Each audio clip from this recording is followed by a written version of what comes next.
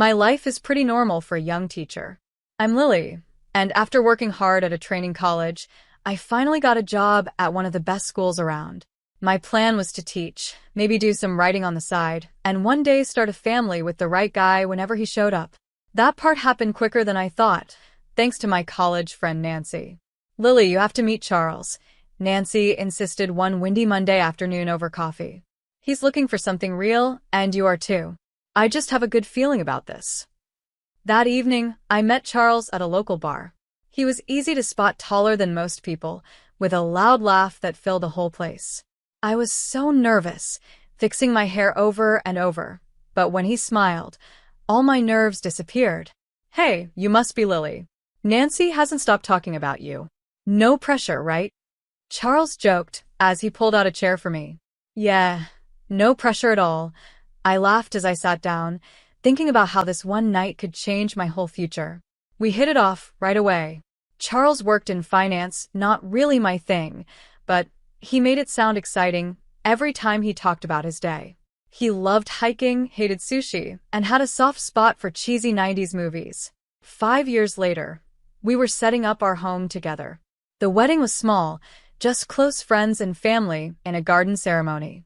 It was perfect for us. Charles's mom, Karen, seemed nice enough. She was always polite and ready to help, so I thought things were off to a great start. Living together was easy at first. Charles was supportive, and we always had each other's backs. But then, the pressure started quietly at first, but soon it was constant. Lily, when are you two going to give me a grandchild? You know Charles is my only chance for this, Karen would casually say during her visits. It was like hearing the same thing over and over, each time more urgent. I tried to stay calm and keep the peace. We're working on it, Karen. These things take time, I'd say with a forced smile while chopping veggies or setting the table. After dinner one night, as we were cleaning up, Charles turned to me, and his expression softened. Hey, sorry about Mom. She's just excited. We're okay, right? Charles asked.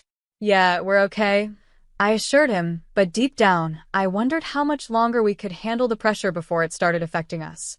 Living under constant pressure to start a family felt like walking on eggshells, and Karen's reminders never seemed to stop. Each visit, she became more impatient, like sandpaper rubbing against my already worn nerves. One sunny Monday morning, Charles and I were enjoying a rare day off together. We were in the middle of a lazy breakfast when I saw Karen's car pull up. Even before she came inside, I knew we were in for another round of her questions about grandkids. Morning, you two. I just came from Amanda's grandkids christening. Adorable little thing. So, any news on my future grandchild? Karen burst into the kitchen, full of expectations. Charles almost choked on his coffee, managing a polite, "Morning, Mom." I forced a smile and tried to stay calm. Hi, Karen. We're just enjoying breakfast. Would you like some coffee? I offered, hoping to change the subject. No, I'm fine. Just wanted to chat quickly. Lily, you're not getting any younger, you know. Timing is everything. You should be more proactive, maybe see a doctor, or try those fertility treatments I was reading about, Karen said, her voice a mix of concern and urgency. I felt my face getting hot. We're capable of handling it, Karen. We'll see a doctor if we feel it's necessary, not because we're on a deadline. I snapped, louder than I meant to. Under the table, Charles gently squeezed my hand, a silent request to stay calm. Mom, it's our life. We'll take care of it. Let's not ruin a nice morning, Charles said, his voice firm but respectful. Karen let out a dramatic sigh, clearly frustrated. I just want to see my grandkids while I'm still around to enjoy them. Is that too much to ask? There's more to our lives than just having babies, Karen. We have our careers and our own plans. I started, but Charles squeezed my hand again, warning me to tread lightly. I know, but family is everything. Karen shot back, her words sharp as she grabbed her purse. I'll leave you to your plans then, but just think about what I said, okay? After she left, the tension hung in the air like a bad smell. Charles and I spent the rest of the morning in silence, both deep in thought. Karen's visits were turning into a battleground, and we always found ourselves on the defensive. That evening, We decided to take a walk to clear our heads.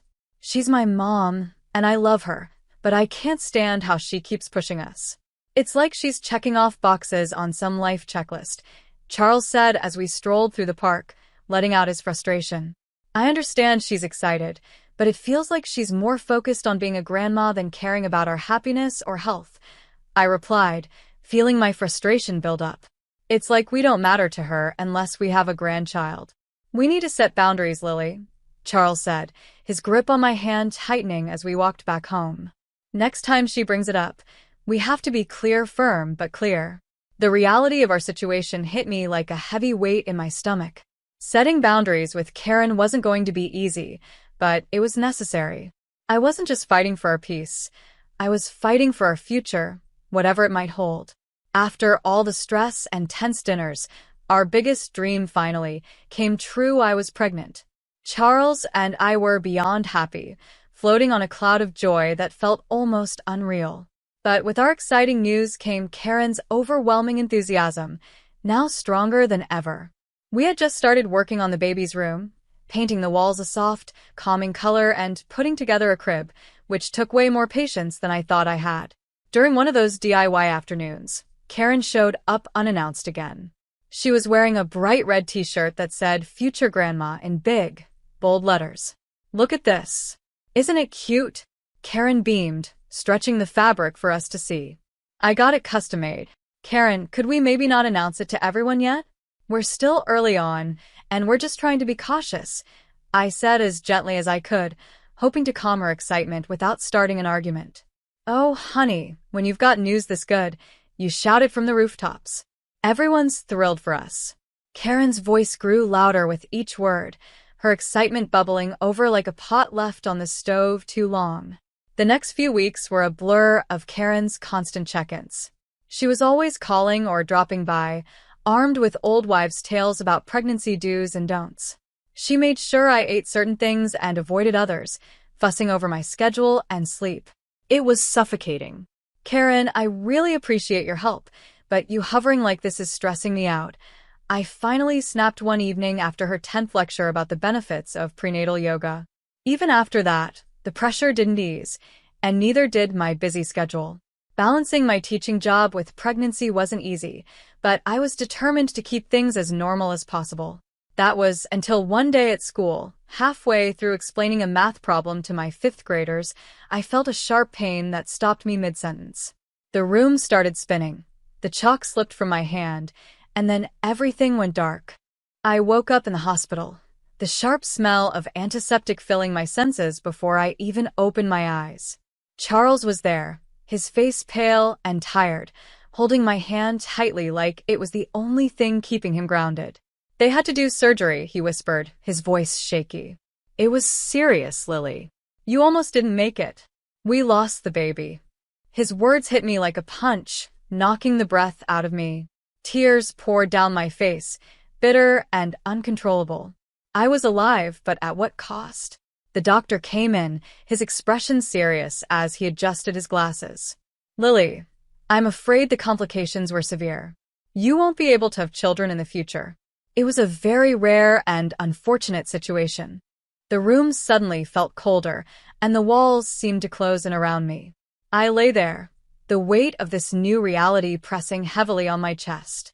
Charles squeezed my hand, trying to offer some comfort in the overwhelming sea of grief I was drowning in. Just when I thought things couldn't get worse, Karen burst into the room, her face full of anger and desperation.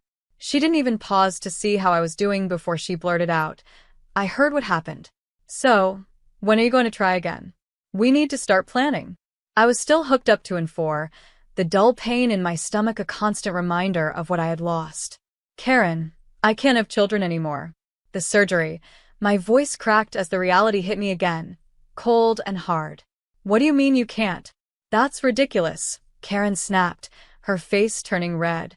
She stormed out of the room, probably to find a doctor who would tell her something different, something that wasn't true. Charles held my hand tighter, his eyes full of silent apologies for his mother's behavior. Karen came back not long after, her anger even worse now that the doctors had confirmed my condition. "What did they say?" "This is absurd. You've taken away my chance to be a grandmother," she yelled, loud enough that a nurse peeked into the room, her eyes wide with concern. "Mom, please," Charles said, his voice firm but pleading. "This isn't helping. Lily needs to rest." Rest? What she needs to do is think about her family. About us. "This is selfish," Karen said, her words cutting deep. I could barely hold it together. "I didn't choose this, Karen. Why can't you understand?" "I almost died," I said, my voice breaking with both pain and frustration. Karen's eyes narrowed. "If you had been more careful, this wouldn't have happened. You've always been too focused on your career. Maybe that's why." "Enough." Charles's voice filled the room, sharp and commanding. Mom, leave. Now. "We'll talk when you're ready to be reasonable." But Karen wasn't finished. She turned to me, her voice full of venom as she hissed, "You're not worthy of my son. You can't give him what he needs. You're not a real woman." Her words pierced through me, leaving a sting that would never fade. A tear slipped down my cheek, mixing with the bitterness of her cruel words. Charles practically had to drag her out, and I could still hear her protests echoing down the hallway. Recovery was slow, and when I finally returned home, the emptiness was unbearable. I tried going back to teaching, hoping the routine and the sound of children's laughter would help, but every joyful noise reminded me of what I had lost. Seeing a psychologist helped a bit.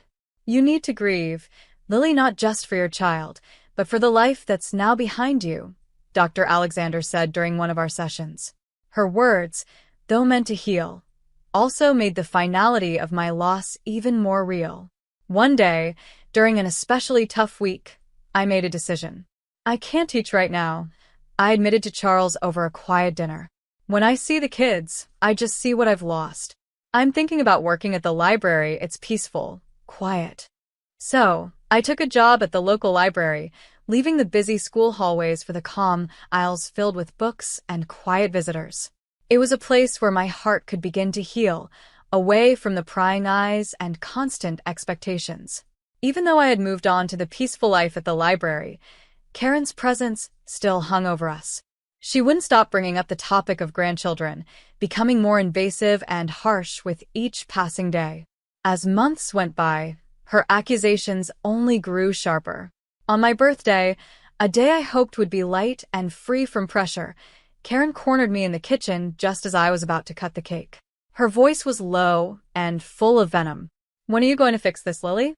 You need to give Charles children," she hissed. I froze, the knife trembling slightly in my hand. "Karen, Charles and I have been thinking about adoption. It's a beautiful way to build a family," I said, trying to keep my voice calm despite the storm inside me. "Adoption? Over my dead body." Karen exploded, her face twisting with disgust. "I won't have you bring some stranger's child into our family. Who knows what kind of sick, twisted genes they have. No grandchild of mine will come from someone who couldn't even keep them." Her hateful outburst echoed through the kitchen, and the living room fell into silence. I could feel everyone's eyes on us, their stares weighing me down like a heavy blanket. "That's enough, Karen," I snapped, letting the knife fall onto the counter with a clatter. I stood tall and faced her. "You don't get to decide how Charles and I build our family. This is our life, our choice," I said firmly. Karen's eyes narrowed, and with an angry huff, she stormed out of the kitchen, slamming the door so hard it made the windows shake. The room stayed silent, all the joy of the day gone with her. The discord Karen had planted grew quickly. At first, it was just subtle whispers, a look here, a nudge there suggesting I had been careless during my pregnancy. Then, the rumors turned into full-blown gossip, accusing me of drinking and behaving badly, which supposedly caused my miscarriage. The anger inside me built like a storm. One evening, after overhearing a particularly nasty version of the rumor from someone I thought was a friend, I decided I had enough. I called Karen. "Karen, this has to stop now," I said firmly. "Spreading lies about me is not just hurtful, it's slander. And I won't tolerate it anymore. If I hear one more rumor, I'm going to the police, and I'll sue you for libel." There was silence on the other end, a quiet moment that felt like the calm before a storm. Finally, she spoke, her voice low and lacking its usual fire. You wouldn't dare. Try me, Karen. I'm done playing nice. After that call, the rumors stopped just as suddenly as they had started, but the damage was done. The relationship was strained, and family gatherings were now cold and formal, no matter how much we tried to pretend everything was fine.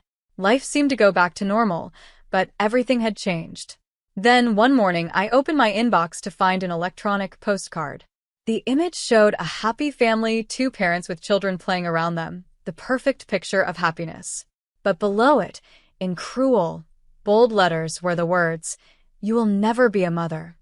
My heart sank, and a shiver ran down my spine. Who would send something so hateful? As if that wasn't bad enough, the attacks soon became physical. One afternoon, after returning from work, I found a box on our porch. Inside were dolls, smeared with ketchup, making it look grotesque. A note was attached, twisting the knife deeper. "This is your fault. You are to blame for losing your child." I was horrified. Each new message, each package, felt like a punch to my already fragile state. Tears became my constant companion as I struggled to understand the cruelty of these attacks. "Charles, look at this," I said one evening, handing him yet another horrible package. My hands were shaking, and my voice was barely a whisper. "It's too much. I can't take this anymore," I said, feeling completely overwhelmed. Charles acted quickly. "Our neighbor, Mr. George, has cameras everywhere. Maybe he caught something on video," he suggested. The next day, we approached Mr. George, who was more than happy to help. He played back the footage, and there, clear as day, was Karen, sneaking up to our door and leaving those awful packages. Seeing her do this was both a relief and a nightmare. "I can't believe Mom would go this far," Charles muttered, disgust all over his face. With the evidence in hand, we confronted Karen at her house. The video was paused on the laptop screen, showing her in the act of hatred. "Look at this, Mom. How could you?" Charles's voice was cold, his usual warmth gone. He pushed the laptop towards her, the hurt in his voice echoing around the room. Karen glanced at the screen, her expression unreadable for a moment. Then, without any hint of remorse, she shrugged. "She's damaged goods, Charles. An inferior woman who can't continue the family line. I did what I had to do, for you, for the family's sake." Charles stepped in front of me, protective. "If you can't accept Lily, then you can't be part of our lives. This is your last chance, Mom. Apologize or we're done." Karen's face hardened, her eyes cold. "I'm only doing this for you, Charles. She's taking you away from what you deserve." The ride home was silent, both of us lost in thought. I was crushed, the weight of Karen's betrayal pressing heavily on me. Charles was furious, the bond with his mother stretched to its breaking point. In the days that followed, Charles became unusually quiet. His cheerful nature dimmed, the tension between him and his mother weighing on him. Despite everything, it was clear he missed her. So, when we received a Christmas invitation from Karen, I agreed to go for his sake, hoping for some sort of reconciliation. When we arrived, the house was full of relatives and friends, the smell of pine and mulled wine in the air. Karen greeted us with a tight smile, her eyes darting nervously. I took a deep breath and held onto Charles's arm as we moved through the crowd, trying to stay hopeful. At first, the evening went well, with laughter and conversation filling the room. But then, in the middle of the gathering, Charles's ex-fiancée, Angela, showed up. The room fell silent as Karen welcomed her in. "As you all know, Lily can't have children," Karen began, her voice cold and cutting. "So, I think it's time Charles reconsidered his options. Angela is more than willing to take her place and give me the grandchildren I deserve." Her cruel words echoed through the room, and the silence that followed was suffocating. I stood frozen, my heart pounding in my ears. Charles's voice, low and angry, broke the silence. "Mom, what are you talking about? I didn't agree to any of this." I couldn't hold back any longer. "How could you?" I said, scanning the crowd, my voice trembling with emotion. "Karen has been tormenting me sending hateful messages, and leaving disturbing packages at our door. I pulled out my phone and showed the video for Mr. George's camera, the footage clearly showing Karen's awful actions. Gasps of shock and disgust filled the room. Angela, looking just as horrified, stepped forward. "I had no idea about any of this," she said. "Karen invited me here, saying we were just catching up. I'm actually engaged to someone else, and I don't want to interfere. I never wanted children, that's why Charles and I broke up." The room buzzed with whispers and stunned faces. Karen's friends and family began to leave, their expressions ranging from embarrassed to outraged. It was clear they sympathized with us. Karen, now pale and flustered, tried to defend herself. "I was only trying to make sure my son had a proper family."